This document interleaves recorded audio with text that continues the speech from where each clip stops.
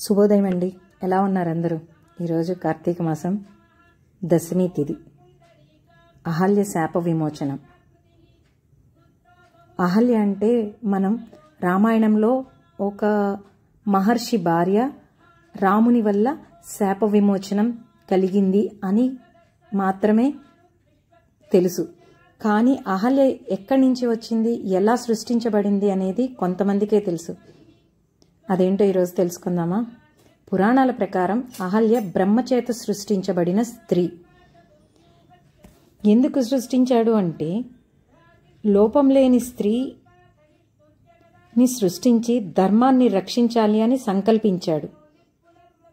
సౌందర్యం, పరిపూర్ణత వ్యక్తి కూడా మోహం, మాయ, అహంకారంతో లోబడి తప్పులు జరుగుతాయని ప్రపంచానికి చూపించాలి అని అనుకున్నాడు. అలాగ సృష్టించబడిన స్త్రీమూర్తియే అహల్య.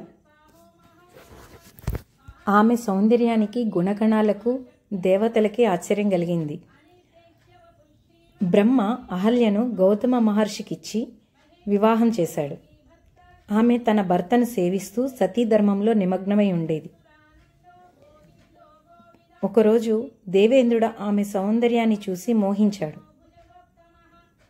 అలాగే ఒకరోజు గౌతమ మహర్షి రూపం ధరించి ఆమె వద్దకు వెళ్ళాడు. అహల్యకి అనుమానం వచ్చినా కొద్దిసేపటికి మోసపోయింది.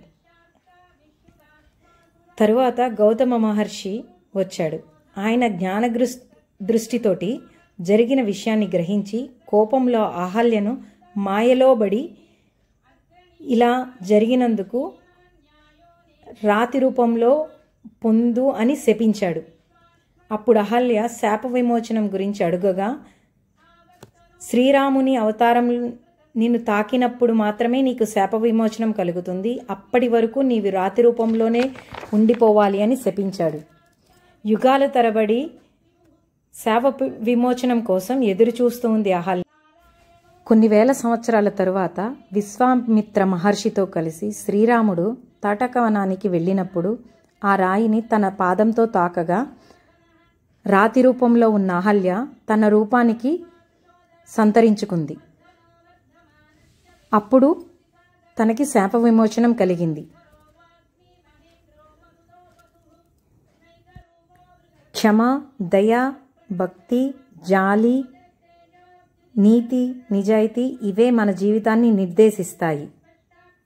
ఓం శ్రీరామాయ నమః. ఓం శ్రీరామాయ నమః. ఓం నమః శివాయ. ఓం